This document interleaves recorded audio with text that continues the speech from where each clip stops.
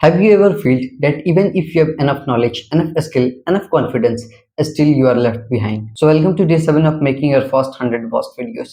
आज की वीडियो में हम यही डिस्कस करने वाले हैं कि क्यों कुछ लोग कम टैलेंट होने के बाद भी लाइफ में काफी ज्यादा सक्सेसफुल हो जाते हैं और क्यों कुछ लोग टैलेंट होने के बाद भी लाइफ में बहुत पीछे रह जाते हैं। मैं इसे दो पार्ट में कवर करूंगा। पार्ट 1 में मैं कवर करूंगा जहां लोगों के पास एक्चुअल टैलेंट होता है, एक्चुअल नॉलेज और स्किल होता है, बट स्टिल वो लाइफ में काफी पीछे रह जाते हैं। और पार्ट 2 में कवर करूंगा जहां लोगों को बस लगता है कि उनके पास वो एनफ स्किल्स और नॉलेज है बट एक्चुअल में नहीं होता। So without wasting your time let's begin. So starting with part 1, जहां लोगों के पास एनफ नॉलेज तो होता है बट वो स्टिल लाइफ में पीछे रह जाता है। यहाँ मैं अपना एग्जांपल देना चाहूंगा।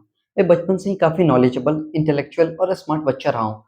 वो हर एक फ्रेंड ग्रुप में एक बच्चा होता है ना जो काफी ज्ञानी रहता है। मैं उनमें से एक था। मेरे पास हर चीजों के ऊपर ओपिनियन रहता था, सोसाइटी, पॉलिटिक्स, रिलेशनशिप और एनीथिंग। और इसके साथ साथ मुझे प्रोग्रामिंग की भी थोड़ी बहुत नॉलेज थी। ऑफ कोर्स थोड़ा बहुत प्रैक्टिकल भी आता था, बट द प्रॉब्लम इज कि मुझे बस नॉलेज थी। मैंने एक्चुअल में उसके थ्रू कोई बड़ा प्रोजेक्ट नहीं बनाया था या फिर कोई मतलब कि कुछ अचीव नहीं किया था। और ऑलमोस्ट हर चीज को देखा जाए तो मेरे पास हर चीज के ऊपर नॉलेज होता था, हर चीज के ऊपर ओपिनियन होता था, बट एक्चुअल में मैंने लाइफ में कुछ खास अचीव नहीं किया था। इसका one of the most important reason ये था कि मैं बस इंफॉर्मेशंस को कलेक्ट करता था।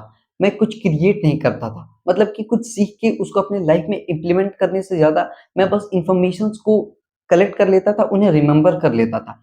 तुमने अपनी लाइफ में कुछ लोगों को देखा होगा ना कि वो बस कुछ चीजों को कोट कर देते हैं, कहीं हिस्ट्री से कुछ उठा लेके, या कोई भी ऐसा रिमेम्बर मतलब कि याद रखने वाला जो चीज है, उन इंफॉर्मेशंस को कलेक्ट करके वो बोल देते हैं और खुद को कूल समझते हैं।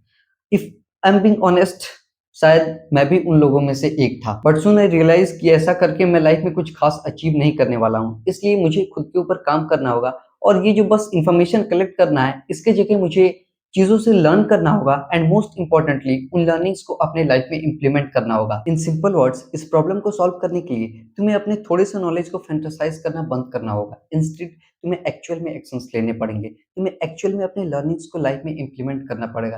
And I am telling you, जब तुम अपने लर्निंग्स को इंप्लीमेंट करोगे ना, you will get a clarity that there are lot more to learn. अगर इस पूरी चीज को सिर्फ एक लाइन में पुट करना हो, so I just say your potential is worthless if you are not utilising it. And मैं कहूंगा कि इस लाइन को लिखकर अपनी दीवार पे चिपका लो, because it will help you to remind your potential and will push you to work hard. Coming to part 2, जहां लोगों को लगता तो है कि वो काफी स्किल्ड हैं, बट इन रियलिटी वो उतने स्किल्ड नहीं होते जितना उन्हें लगता है। मैंने पर्सनली इन चीज़ों को एक्सपीरियंस किया है एंड हाल ही में मैंने इस चीज़ को रियलाइज़ किया है एंड इससे सीखा है।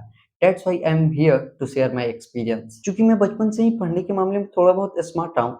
हाँ, मैं दूसरे बच्चों के कंपेयर में उतना लॉन्ग आवर्स स्टडी नहीं करता था, बट स्टिल मेरे अच्छे मार्क्स आ जाते थे, अच्छे रैंक्स आ जाते थे। मोस्ट ऑफ द टाइम मतलब कि मैं क्लास में टॉप ही मारता था। दैट्स व्हाई मुझे ऐसा लगता था ना कि मैं अगर पढ़ाई में अच्छा हूँ, तो हर चीज़ों में अच्छा हूँ। बट हाँ, पढ़ाई-लिखाई के साथ-साथ थोड़ा बहुत मैं एक्स्ट्रोवर्ट भी था, थोड़े बहुत स्किल्स आते थे मुझे। एंड इसके साथ-साथ मैं अपने फ्रेंड्स ग्रुप में काफ़ी ज्ञान बाँटा करता था।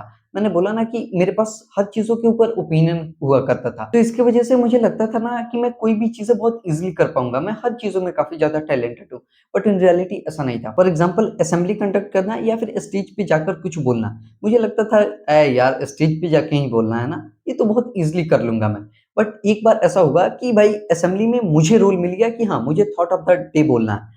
बट सच्ची बता रहा हूँ, मैं इतना ज़्यादा बोलने से पहले डर गया ना कि उस दिन मतलब कि मैं मना रहा था कि भाई असेंबली कैंसल हो जाए, एंड फॉर्च्यूनेटली असेंबली उस दिन कैंसल हो गया। एंड इवन जब कंटेंट क्रिएशन भी स्टार्ट करना था ना, तब भी मुझे लग रहा था कि मैं कर लूँगा, कैमरे के सामने ही आगे बैठ के बोलना है ना, मैं तो कर लूँगा। बस यही अच्छे लाइट और अच्छे माइक, अच्छे सेटअप की कमी है, जब ये चीज़ें आ जाएँगी तो मैं कर लूँगा। बट सच बोलूँ तो जब मैंने ट्राई किया कैमरे के सामने बैठकर बोलने का, देन आई वाज़ लाइक कि यार मतलब कि मैं ब्लैंक, एकदम ब्लैंक हो गया। आई रियलाइज़ कि मुझे तो एक्चुअल में ये चीज़ आता ही नहीं है।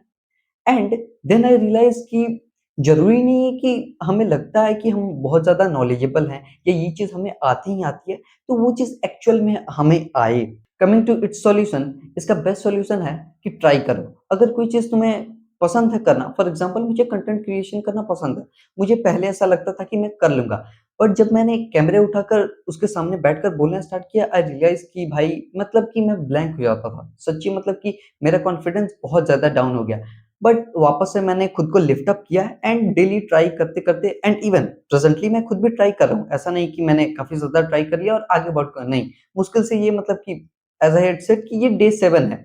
रियरली ही मतलब कि मैं 10-15 दिन से ज़्यादा वीडियोज़ बनाई होंगी and even I am trying why? Because मैं इस चीज़ को करना चाहता हूँ। मुझे ये चीज़ करना पसंद है एंड सच्ची बोल रहा हूँ, अगर तुम्हें कोई चीज़ पसंद है ना तो ट्राई करो।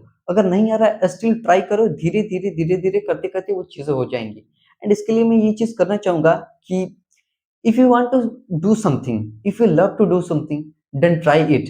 Don't let a loser to stop you trying. Try करना खुद में एक इतना ब्यूटीफुल चीज़ है ना, जिसे वर्ड्स में एक्सप्लेन नहीं किया जा सकता। उस पूरी फेज़ में ना तुम हर चीज़ों को एकदम बेसिक से करते हो, सीखते हो, गलतियाँ करते हो, फिर वापस से सीखते हो और उन गलतियों को करके उनसे सीखने में जो मिलता है ना, really dam amazing. So I just से do what you love and love what you do. Apart from this, if you are someone who wants to start content creation but facing problems like perfection, camera fear or any problem, then मैंने इस पूरे problem के ऊपर एक best solution निकाला है, that is this series making your first 100 first videos. मैंने इसके ऊपर काफी डिटेल में डे 1 में बात किया है। If you want then go and check out. So आज का समारोह यहीं समाप्त करते हैं।